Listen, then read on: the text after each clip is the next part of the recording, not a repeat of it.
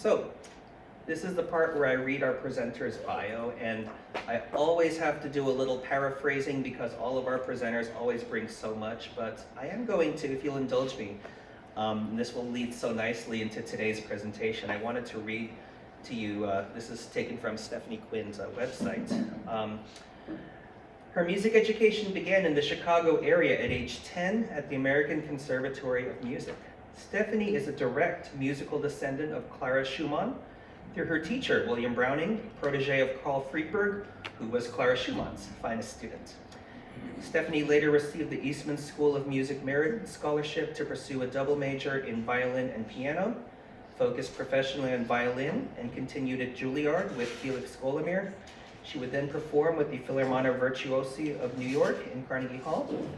Today she performs in the Western North Carolina area with several chamber and orchestra music groups, is a soloist in Chicago and other cities, major events. Her music education studio has produced music scholarship winners, recording artists, and amateur chamber groups that includes young and old students. We are so pleased to have today as our presenter, Stephanie Quinn. Let's welcome her.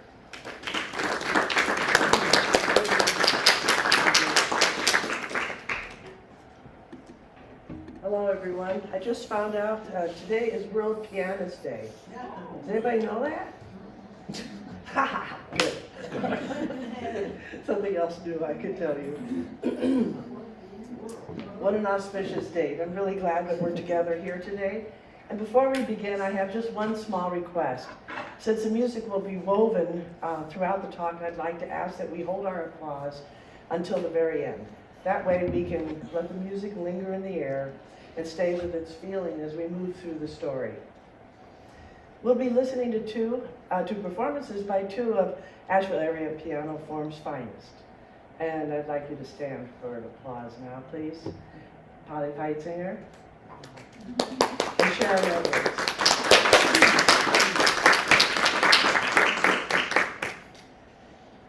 The first piece is by Robert Schumann, performed by Polly Feitzinger, the Romanze, Opus 28 in F sharp major.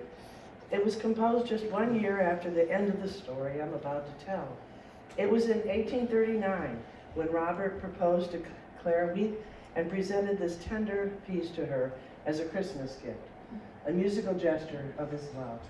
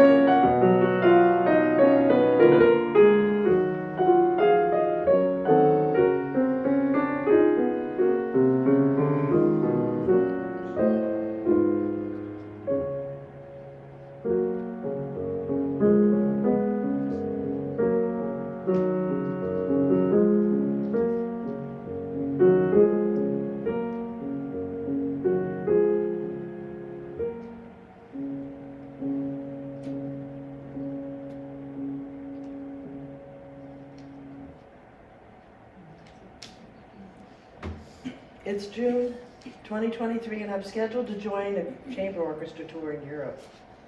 Before meeting the ensemble in Munich, I spent 5 days exploring Leipzig. I visited all the museums and attended an opera concert at the Gewandhaus, the world's oldest continuously running civic orchestra. Leipzig, Germany is the birthplace of Johann Sebastian Bach. Mendelssohn, Mahler, Wagner, and Robert and Clara Schumann all lived in this small town, which is famous for its musical geniuses.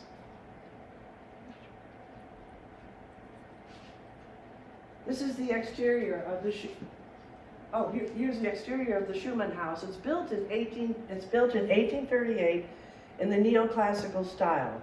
Robert and Clara moved in 2 years later to spend the first 4 years of their marriage from 1840 to 44. Look at this stairwell. I walked up there and I thought, I think this is the same one. And then I watched a movie about Clara and Robert, and it was the same stairs, and they said that these are the original stairs. They're the same stairs that the Schumann couple used 185 years ago. Let's have a look at Clara. There she is. Wow. One day I head to the Schumann House and I go up to the second floor entrance. A young man named Till Urich greets me and I say, "Hi, my name is Stephanie Quinn. I'm here for Clara." "Ah, yes, I see. Are you from America?" He said. I said, "Yes." "And you're interested in Clara?" "Oh, yes. My piano teacher, William Browning of Chicago, had a direct connection to her. He was a student of Carl Friedberg. Till knows about him." "That is so interesting. I love Clara. She is amazing."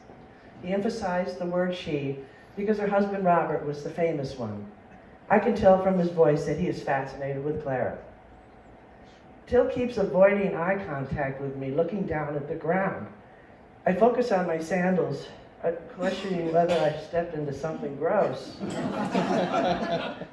Then he said, "Excuse me, I'm sorry. I've never seen anyone with hands that look so like Clara's hands." Whoa. "There was a man once, but your hands resemble hers even more. Come on, look, I'll show you." Quickly, Till enters another room. I can barely keep up with him as I follow him to a podium where a cast mold of Clara's hand rests. He's right. There's a video. You want to put that picture up? Yeah, I've got just that. Well, that's one of them. Is that the only one? Yeah. Okay, great. There's one with them next to each other, and you can really see it. I place my hand on top of hers, and the hair on my arm stands up. Yeah, that was something else.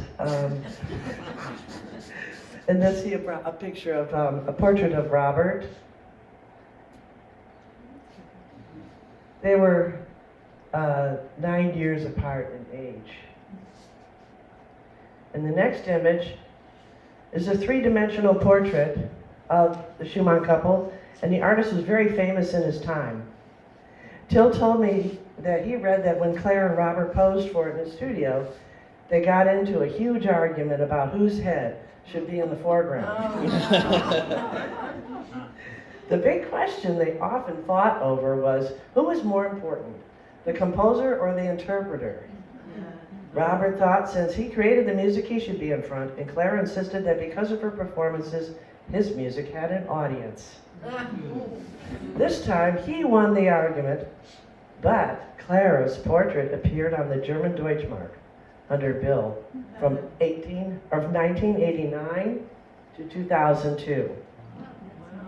Till then invited me to play a piano made by Friedrich Wieck, Clara's father. Some, but not all scholars think this is the same piano where he trained her. As I entered, I instantly noticed its uniquely shaped keys. The unusual keys fit my hands perfectly, making me wonder if he designed them specifically for her. Although the differences in size sound insignificant, remember that even a 1/4 inch is quite a bit when dealing with human fingers and hands. Let's show that one. This is a Steinway 1949 B grand piano. Its black keys have a 3 1/4 top plane surface. And if you know on the end of a black key, there's often a little wedge, a little slant there, and that would be 3 1/2. The white black piano keys are a 1/2 inch longer at 3 3/4 inches in length, and the ends have a blunt square edge. I'll show you that in a minute. Next one. I asked if there was a measuring tool around, and there wasn't. I happened to have a piece of blue stock paper, oh, you can see it on the left, with me. I took photos, planning to measure it all later and compare it to the 1949 Steinway B grand piano. The next one. This is one of the Steinway white keys at a length of 1 15/16 of an inch, almost 2 inches, while the white keys are 1/8 inch shorter at 12/16 of an inch. Next one. This is the close-up. Oh, look at that, see? You see the blunt edges on there? This is a close-up of the white piano. And then the next image is a beautiful inlaid mother-of-pearl artwork. Stringed musical instruments are built for artistic beauty as well as for sound quality. Till Urich had thoroughly researched the Schumann family history and represents the Schumann House very well, marking the beginning of a full day of exploration and discussions. At one point he asked, "Did you know Robert had a child before marrying Clara?" I nearly dropped my jaw. He shared the full history with me, and before I left, he provided a link to the document so I could read it myself. When I came back to Asheville from our European tour, I inquired with my colleagues, but no one knew if Robert had a child before marrying Clara. It's not surprising, considering the thesis was only published 2 years earlier in 2021. My reasons for giving this talk are twofold: to offer new insights into Robert's reputation, enhancing our understanding of his character, relationships, and mental health, and to pay tribute to the woman he loved, Charitas, also known as Christel. This romantic story stayed with me ever since that visit to Leipzig, and I'm sincerely thankful for Leo and the Asheville Area Piano Forum for inspiring me to share it with you today. But before we begin the story of Robert and Christel's affair, I want to share a few details that might change how you see them, and I hope restore some of the dignity and compassion they both deserve. Robert and Christel's reputations have long been shaped by rumor and assumption. Recent medical research and opinions, however, suggest there's more to the story.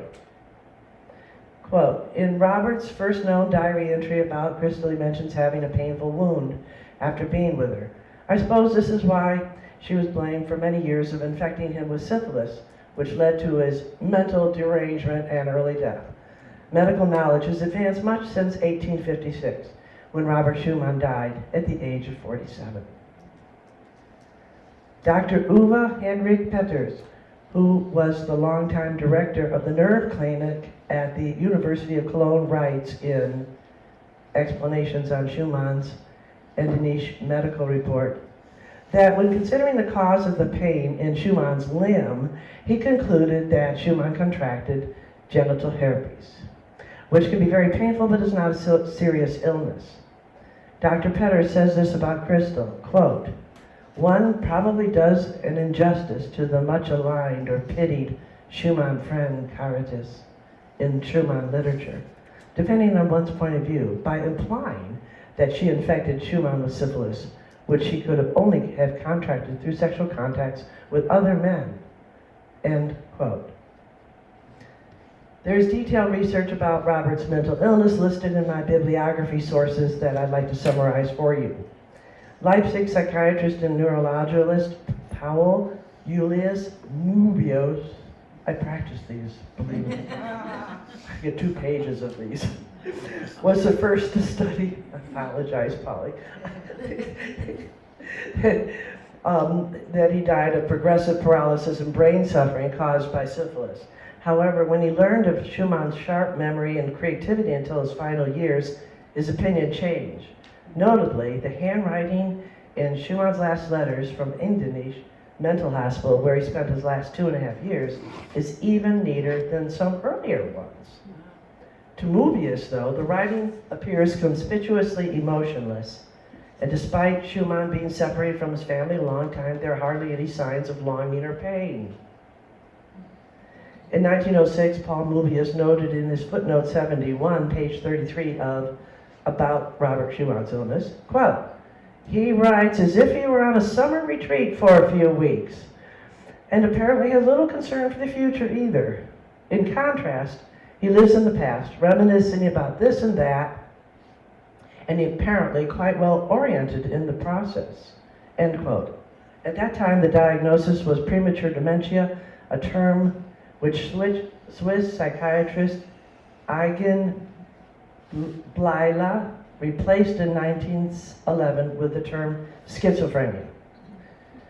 In 1988, Dr. Carl Leonard diagnosed Schumann with clear symptoms of periodic catatonia, one of the forms of schizophrenia, quote, which occur between 2 poles, end quote.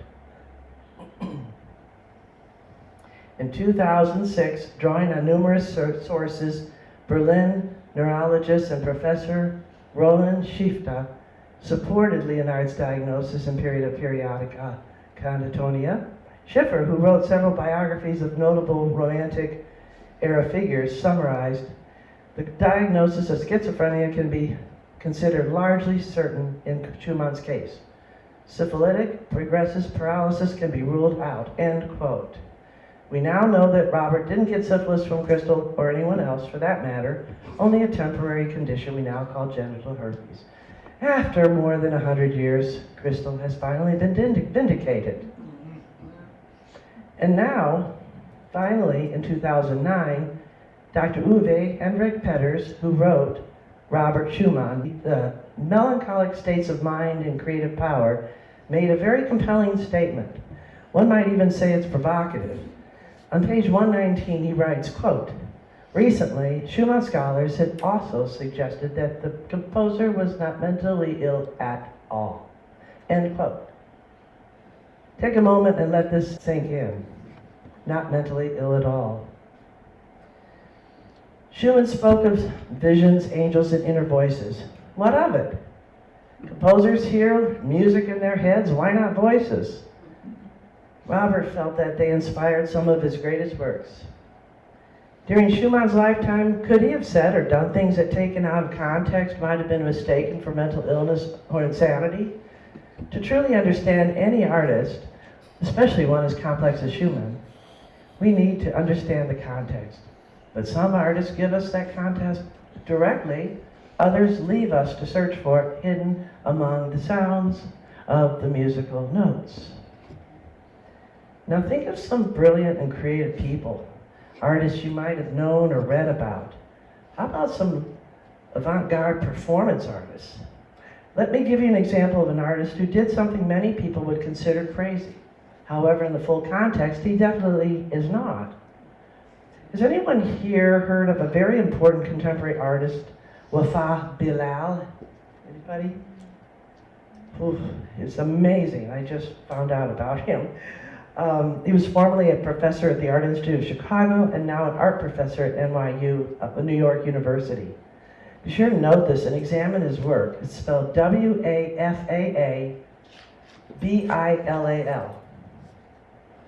Recently, during my Labor Day weekend in Chicago, I visited Wafa Bilal's Domestic Tension exhibit at the Museum of Contemporary Art. In 2007, he spent 31 days living in the Flat File Gallery in Chicago, which was transformed into a living space, complete with a webcam and paintball gun. Viewers had 24/7 access to a live feed, allowing them to track his movements and fire the paintball gun at will. Over the course of the performance, the gun was fired 65,000 times, and more than 80 million viewers from 138 countries logged in to watch, chat with, and shoot at Bilal. Each shot cracked like a semi-automatic, the paint gun spitting bursts of foul-smelling yellow paint. How much sleep could he have possibly gotten, constantly wearing goggles, being fired at day and night? Why would anyone choose to be shot at around the clock for an entire month? I haven't provided the context for domestic tension, but based on what I've described, wouldn't some people think this man was insane? From my perspective and life experience, I believe Robert Schumann is not guilty of mental illness. Now, I would like to introduce you to Klaus Martin Kopitz. He is the musicologist and composer who authored the thesis that inspires today's lecture. He lives in Leipzig, and his name is Klaus, again, Martin Kopitz. His paper is entitled Christiane Apitzsch, 1806-1838, Robert's Beloved Charitas. I'd like to start with a quote from him. Quote, "It should be emphasized that no evidence in the strict sense exists for the assumption that Christiane Apitzsch could have worked as a maid for the Weick family and could have been Schumann's mistress, Christel. Corresponding records have not been handed down, but in this respect, doubts about my hypothesis could be justified without further ado. Just as well, everything could have been completely different.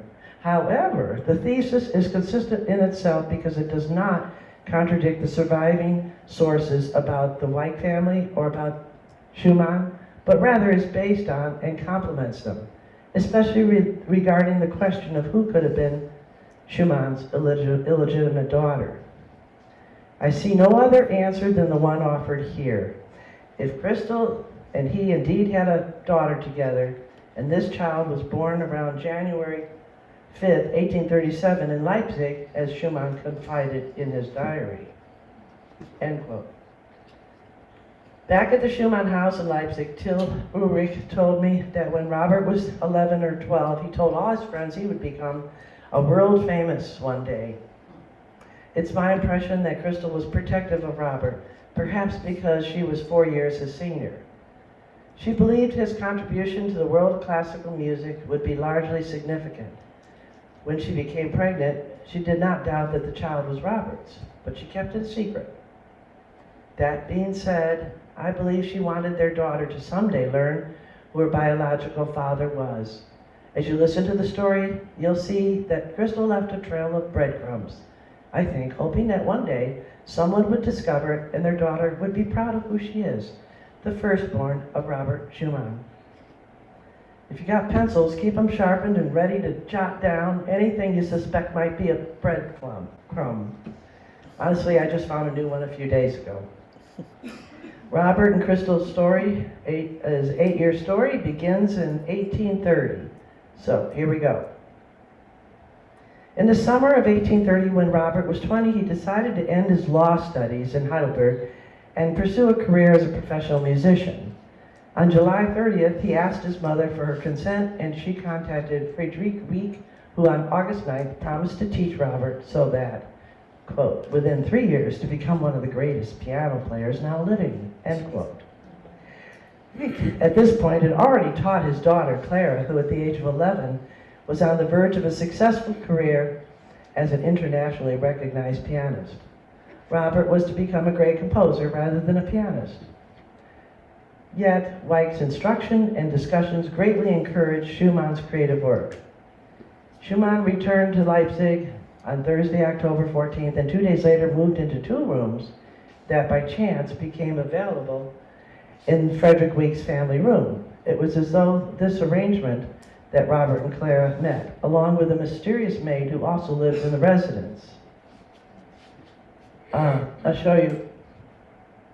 I don't have a point, but down here at the bottom right, these 2 rooms here are a cabinet. They call it cabinet rooms, but those are the 2 rooms that most scholars believe that he lived in for 1 year. For many people in their 20s, life is a time of self-discovery, experimentation, and a fair share of erotic adventures. Robert's pursuit of all three was running on 6 cylinders. Above all, he was an opportunist, and it's likely his brief engagement to Ernestina von Fricken, a fellow student of Wieck from Bohemia, was an opportunity to marry into a royal family. As it turns out, her ties to wealth were not as strong as they seemed because she was born out of wedlock. Her birth mother was Countess Caroline Ernestina Louise von Leipzig, who left her baby girl to be raised by her sister and her sister's husband, who had no children of their own. At the same time, Robert had a relationship with a woman he called La Fenice, the haymaker, along with other women. The women talked, and their stories reached the ears of Clara's father, Wieck, which may have been one of the reasons he did everything he could to prevent a romance between Robert and Clara. In Robert Schumann's diaries, it often speaks of his lover, Christel. Anfried Adler, a contemporary musicologist, refers to Christel as Schumann's temporary mistress, the prostitute, Christel, as if it were a fact, almost as if she were one of many prostitutes that Robert used. At the same time, Peter Hartling, in his novel Schumann's Shadow, calls her a waitress in his favorite pub. Let us instead refer to historically trusted sources, such as John Vatten, author of Robert Schumann, Life and Death of a Musician. To quote from the thesis itself, Klaus Martin Kopitz refers to John Vatten when he writes, quote, "On July 9th, 1831, a scene in which Christel stood next to Clara in Wieck's house, which is rather unlikely for a waitress who was also a prostitute. It is also unlikely that she was one of Wieck's students. The Schumann biographer John Borton points this out. Who Christel was, however, is unknown. Not even her full name has come down to us. The suggestion that she was a student of Wieck can be ruled out. He concludes, the only explanation for Christel's presence at all hours of the day and night in the Wieck apartment and in Schumann's rooms is that she was working as a servant or maid, though she could clearly read. You'll find out how intelligent she is later." Further entries from Schumann's diaries, as well as the present attempt at identification, make it almost certain Charitas was obviously the Wieck family maid for some time, end quote. Vatten also points out that Schumann's diaries from when he moved into the Wieck residence in October 1830 to May 10th, 1831 were lost or destroyed by Schumann's associates. Vatten does not see their absence as a coincidence. Quote, "Its absence may not be an accident," end quote. Because the diaries are missing, we don't know exactly when the affair with Christel started. However, we do know when Christel was first mentioned in Robert's diary, and it was of a sensitive nature. He writes that he received a wound from her on his limb and had it treated by a medical student friend, Christian Gottlob Glock, on May 12, 1831. Several diaries entrances mentioned the pain he experienced over the next few weeks. This might have explained what caused the rumor that Christel infected Robert with syphilis, which eventually led to his death, which we now know is untrue. On Robert's Schumann's 21st birthday, June 8th, he wrote, quote, "From today on, I want to give my friends more beautiful, more appropriate names. I therefore baptize you as follows. Wieck to Master Raro," that's Clara's father, "Christel to Charitas," end quote. The names of 8 more friends follow.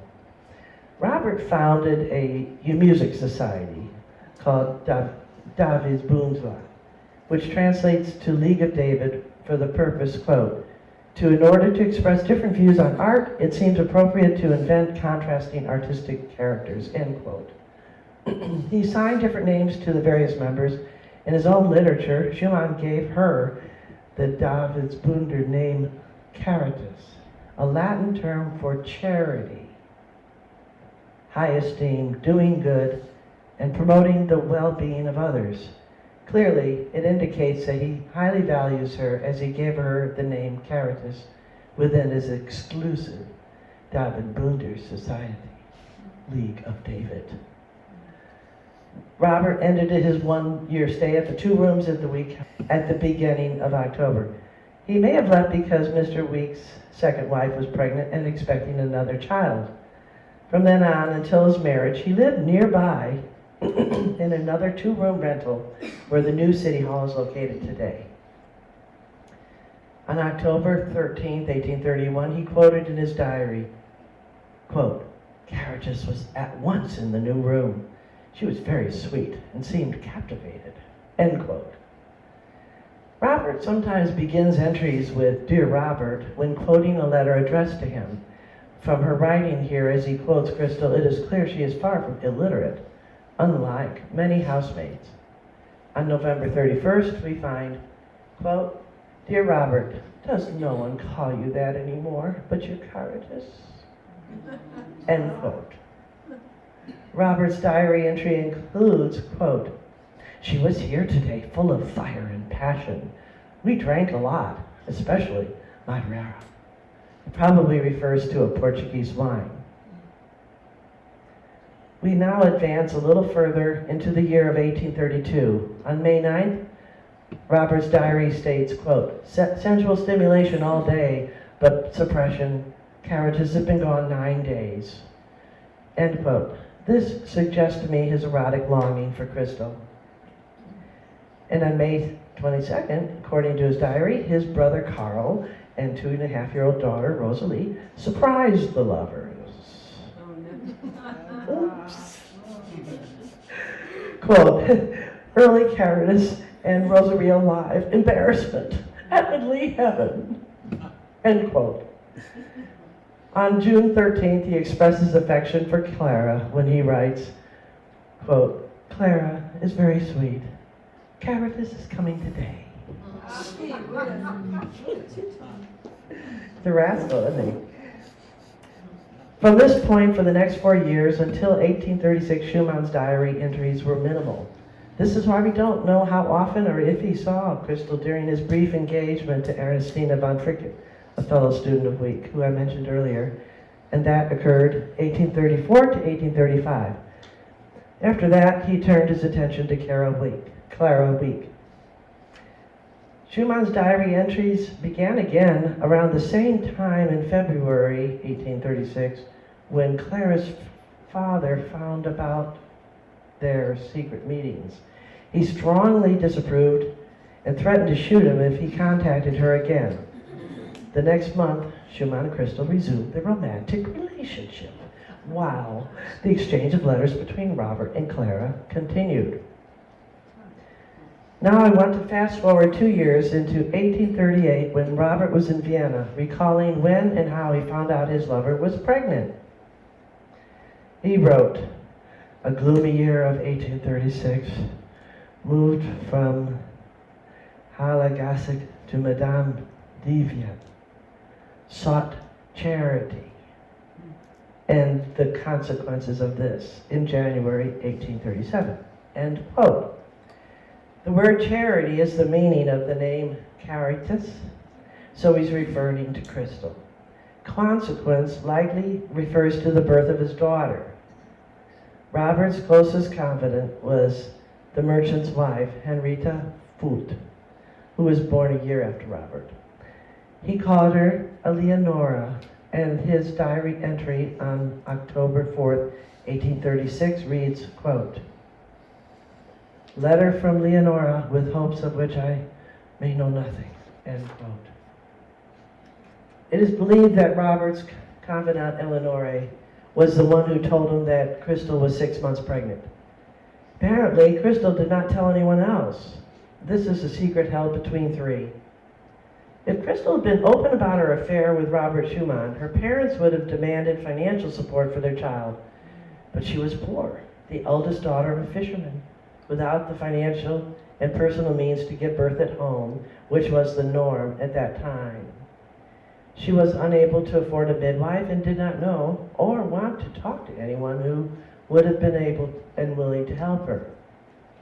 Christel must have known the only alternative was Jakob's Hospital in Leipzig. This is where the poorest of the poor receive medical help. Strangers, neglected and orphaned children, those with unclean diseases, prisoners, and the mentally ill. In fact, in 1837, Christel was the only woman to give birth at Jakob's Hospital. This speaks to me of love and deep respect in choosing poverty and secrecy over interfering in any way with Robert's career and reputation. Now, here it is. Eleonora kept a weekly journal where every week she would summarize what had happened. And this is what she's talking about, a note from Schumann. And the quote is, "Young girl, on the 5th, I think, alone here in the evening, note from Schumann." End quote. And I'd like you to see what this looks like. These are Robert's words about his child as he confided them to Eleonora. Can anybody read that? Well, That's the old script. it's the old script. I see Madeline down at the bottom.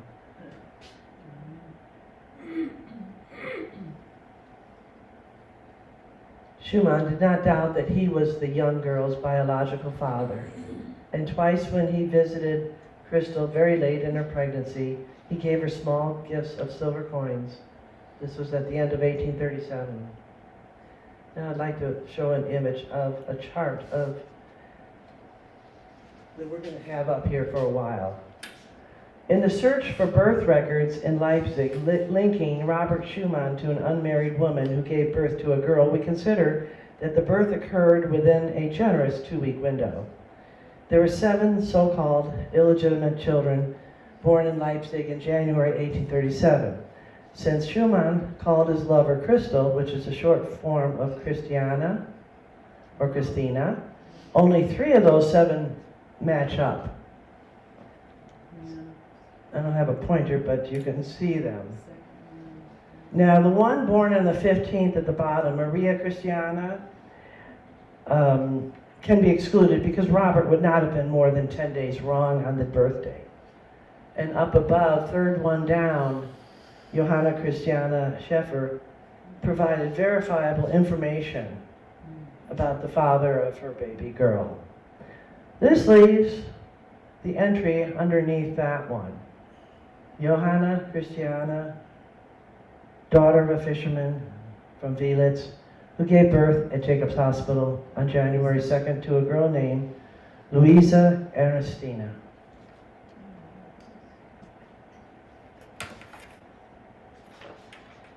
Another reference point indicating Johanna Christiana Apitzsch was found in the baptismal records. Leipzig had 4 churches which held baptisms. Neither the Protestant Reformed nor the Catholic Church performed baptisms during that 2-week window, leaving either St. Nicholas Church or St. Thomas Church. The baptismal record shows that Christiana Apitzsch gave birth to Louise Ernestina on January 2nd and was baptized at the St. Thomas Church on January 6th. This is the same church where Johann Sebastian Bach served as Thomas Cantor from June 1726 until his death in 1750. In the St. Thomas archives, which between the years of 1837 and 1839, we find, quote, 2nd of January, early 6 o'clock, at Jacob's Hospital, baptism day 6th of January. Louisa Ernestina, the child belongs to Wielitz, the birthplace of the mother, according to Pollock Act number 12468. Father's name and status stated is David Weick. Mother's name, Johanna Christiana Gottfried Apitzsch, first daughter in Wielitz. So that means she's the first daughter of her father. Followed by the name, status, and residence of all the godparents. Let's go to the next image, which is Louisa Ernestina's birth record.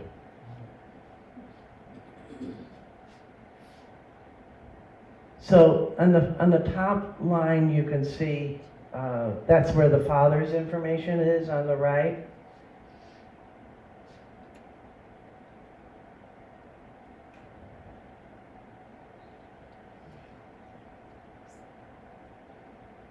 Let me tell you about the hospital birth record from Leipzig Church Archive to Busan. At that time, Johann August Adler was the pastor of the small hospital church, and it is presumed that he also recorded the child's birth. Children born at Jacob's Hospital were typically baptized at St. Thomas Church. The birth record agrees with the baptismal information in the St. Thomas archives. Quote, on 2 January, early at 6 a.m., an unmarried girl was born.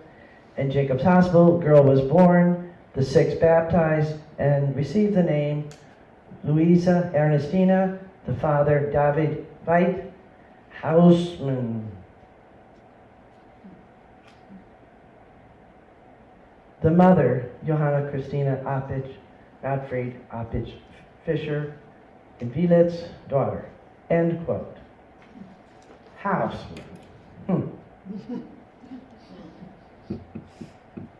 Who sits around all day long scribbling music notes? Whoops.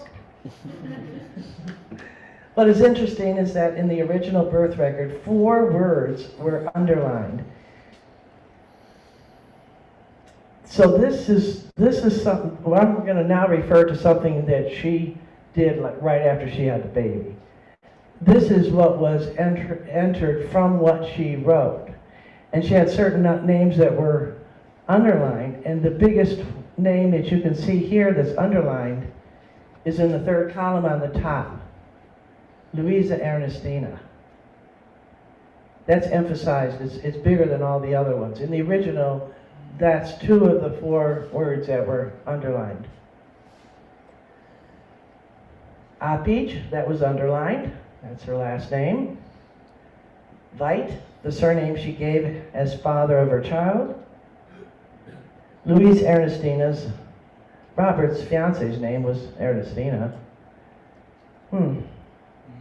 While Christel is in the hospital recovering from childbirth, she takes the time to highlight those 4 words.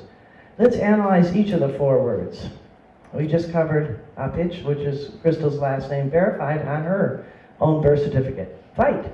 In the father's name, she provides David Weick, with the Weick part underlined.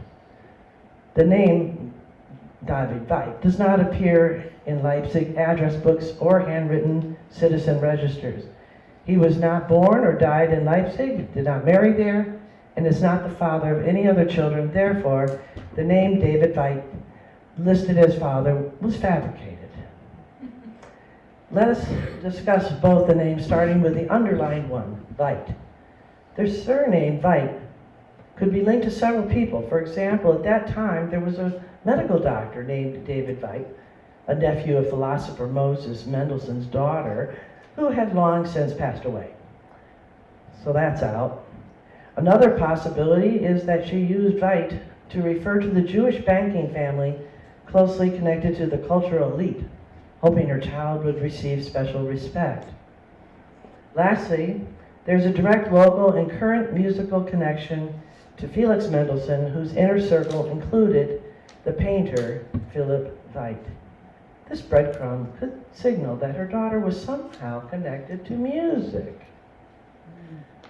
The fabricated first name that was not underlined in the original was David, but it's worth mentioning that this name is a breadcrumb because it was significant to both her and Robert. Christel appreciated that Robert Schumann included her in his elite music society, Davidsbündlertanz Op, which translates, as I said earlier, to the League of David.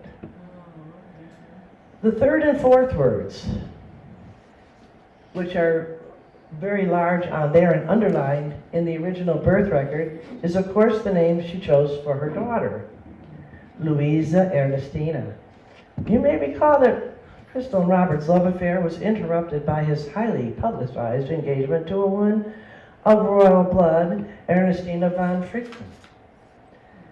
Just like Christel's daughter, Robert's formal fiancée, Ernestina, was herself illegitimate.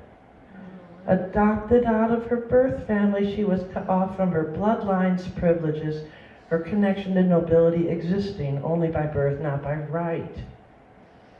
Here's where the story takes a fascinating turn.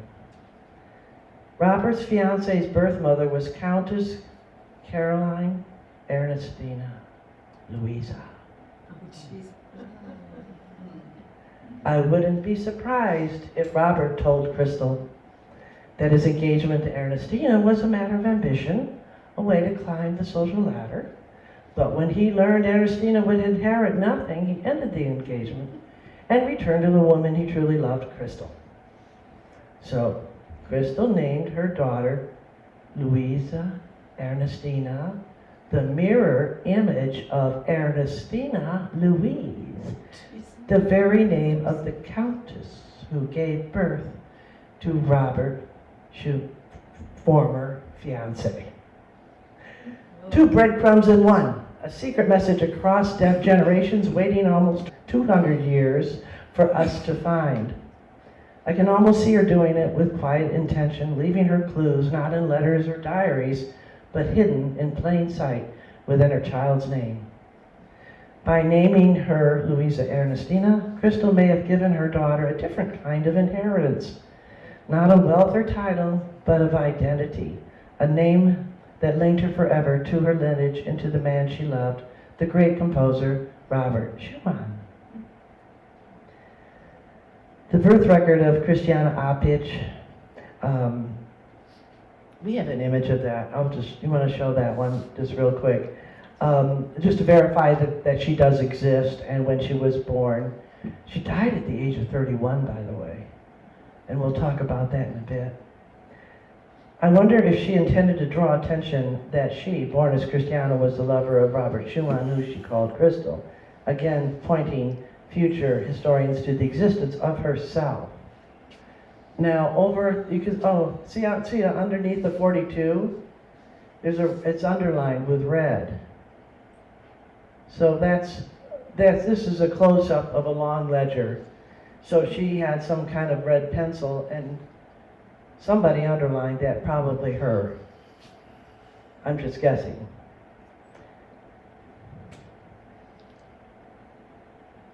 Meanwhile, life goes on. Robert and Christel's daughter was 9 months old when Robert wrote about Clara in his diary on October 4th, 1837. He's got a baby, he's writing to Clara. Christel's been around 7 years. Quote, "Yesterday evening, blessed to be together with Clara, perhaps last highest gift." End quote. Later that day, he was able to see her again and also wrote of it. Quote, "In the evening, Clara at heart, do you deserve that?" Quote, Robert sounds like he's questioning whether he deserves Clara. At this time, Clara is 18 and has come of age, and Robert is about 27. 10 days later, on October 15th, Clara and her father, Friedrich Wieck, embarked on a 7-month journey that would last until May 15th, 1838. They traveled through Dresden and Prague and onward to Vienna. But just before they left, Clara wrote a strong letter to Robert. Quote, "If you have written to father and he doesn't answer you for a long time, don't be surprised, because he is very angry again. Although he assures me that you have been deceiving him in such an unworthy way for 6 weeks. Although he said he followed you for 14 days and saw that you went to Nor. I still don't believe it. You swore at me. Should you be able to deceive me? Could you ever forgive yourself for rewarding my indescribable love in this way? Once again, I tell you, if you absolutely cannot control your passion, if I can never be yours, then I would rather give up marital happiness.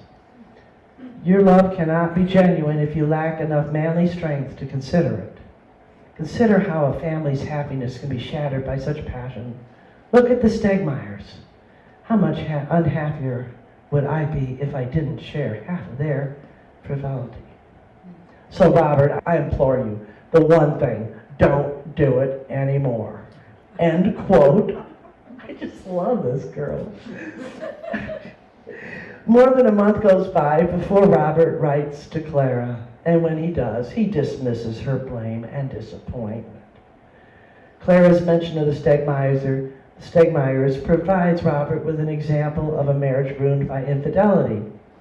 Their divorce lasted 4 long years.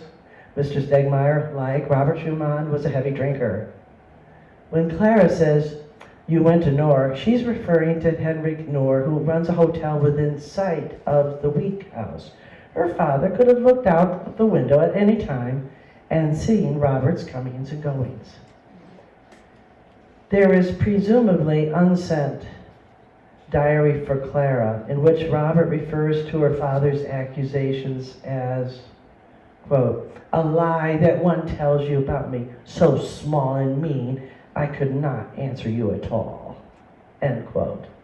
Thus that long delay in response. But it was not a lie, and Robert knew it.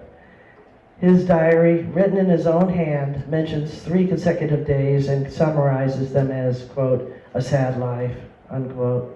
Then in his diary he quotes Claire, "So once again, Robert, I implore you, the one do it no more." And he adds, quote, "This you have said, yet I do it anyway."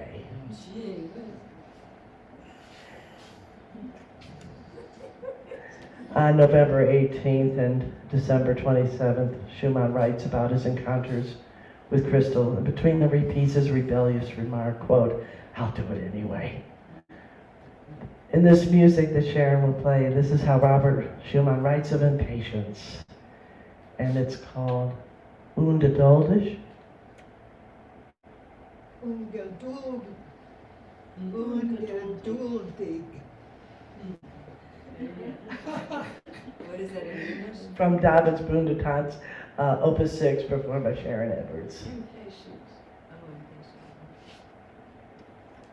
impatient. Impatience, that's right.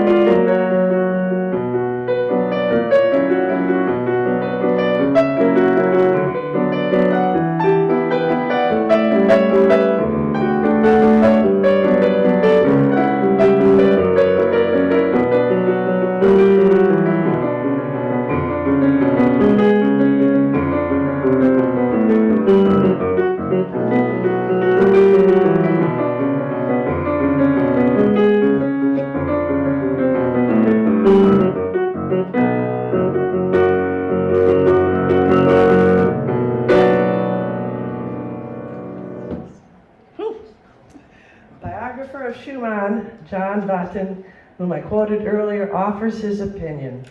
Quote, "The only answer is either that the Knorr pension was known as a place where men could pick up prostitutes, or that someone like Christel, perhaps Christel herself, was employed at Knorr's house as a servant, or that Weick had said she was, and that Clara was terrified and her father delighted that Robert Schumann was on the prowl for whores," end quote.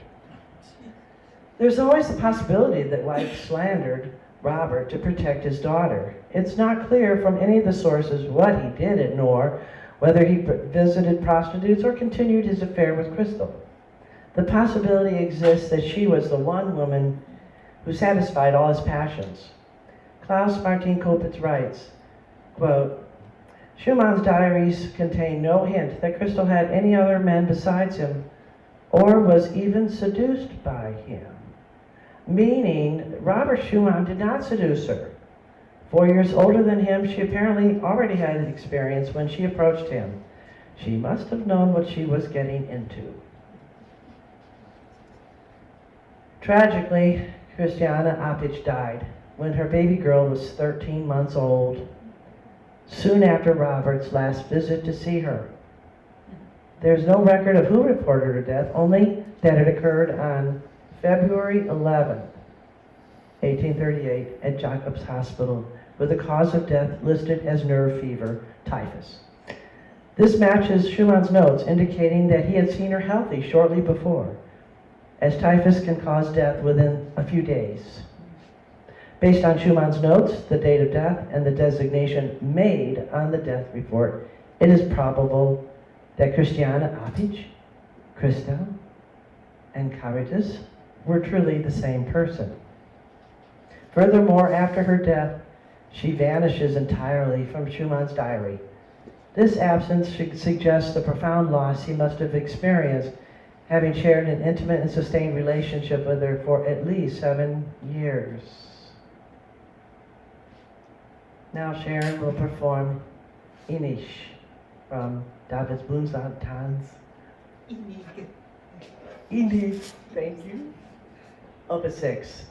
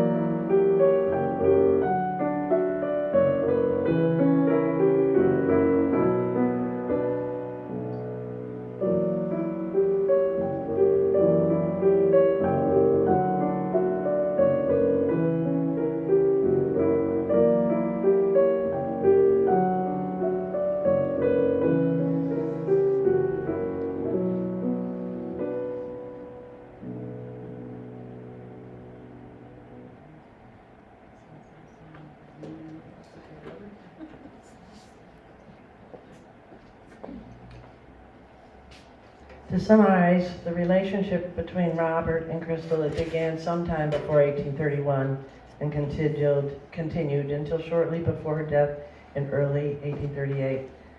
She likely knew him or heard of him for several years prior.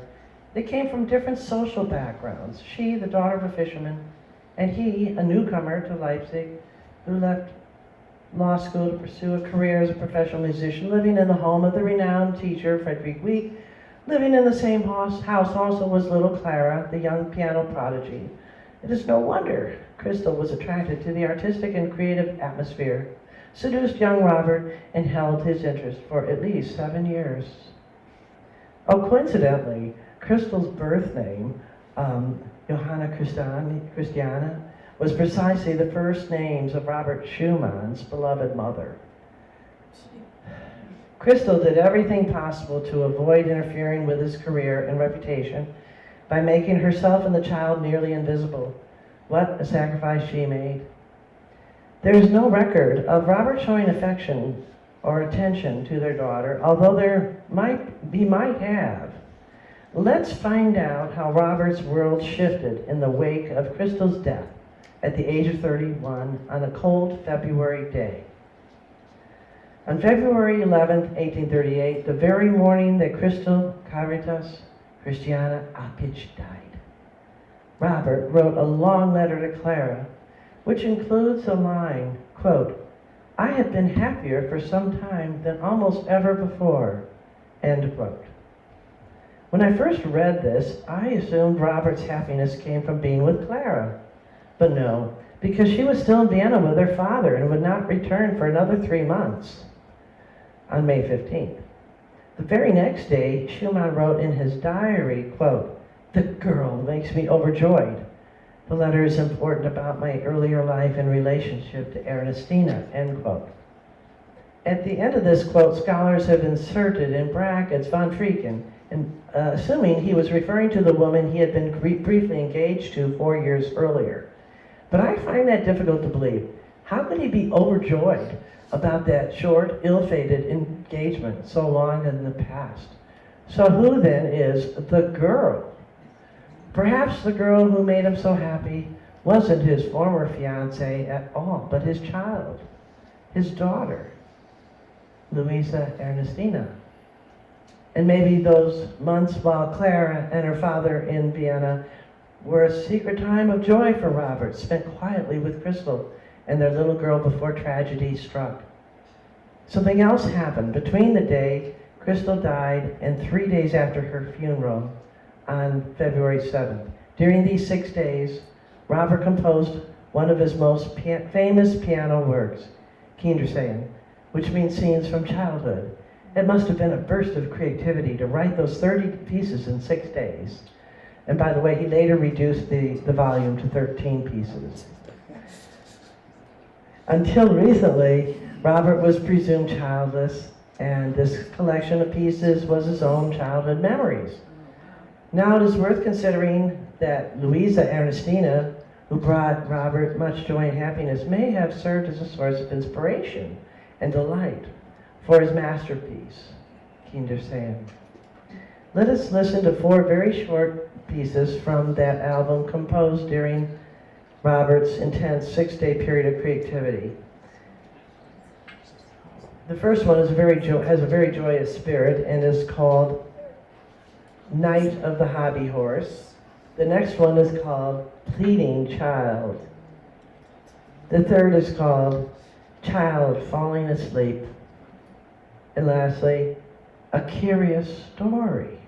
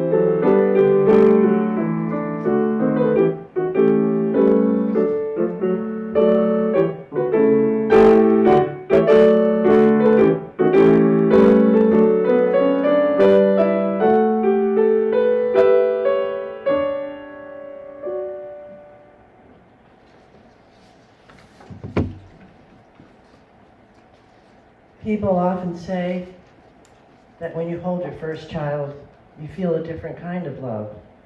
Something shifts in that moment. The heart opens in a way that can never quite close again. Perhaps it was that same opening of the heart that allowed Robert, soon after, to love Clara so completely, to recognize in her a kindred spirit who would fill that newly opened space within him. For our last piece, and for the conclusion of our talk, Clara Schumann's Preludium 2, Opus 16, is part of a collection of preludes and fugues, a joint endeavor with her husband Robert, our friend and co-founder of the Asheville Area Piano Forum, Polly Feitzinger, is here to perform that work.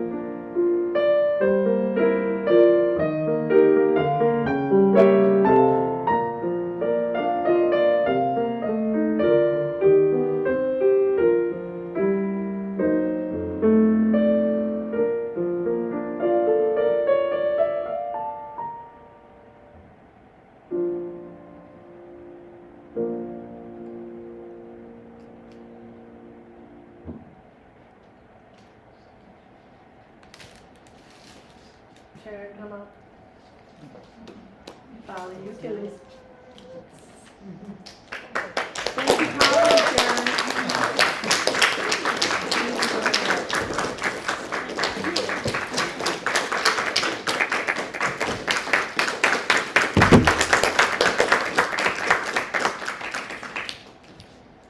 Any questions or answers?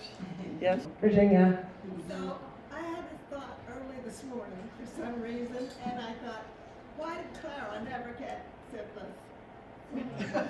Well, okay, so Virginia's, for the viewers, Virginia's asking, how come Clara never got syphilis? I just had that thought in my head. Well, bravo. Great job, Stephanie. Thank you. Let me give a round of applause to our presenters. Thank you so much. All right. Again, thank you all for being here, and Stephanie's around for more questions if you have any. Otherwise, I think we're good for today, Karen. Anything else? All right. Then, thank you all. Fantastic. You are amazing. I've learned so much. Oh, thank you. I hope you expand on this. We go by what? Expand on this. What do you there's. mean? Expand on. This was fantastic. Thank you so much. You're welcome. No, from Nicole Lopez. This was fantastic. Thank you so much. Nicole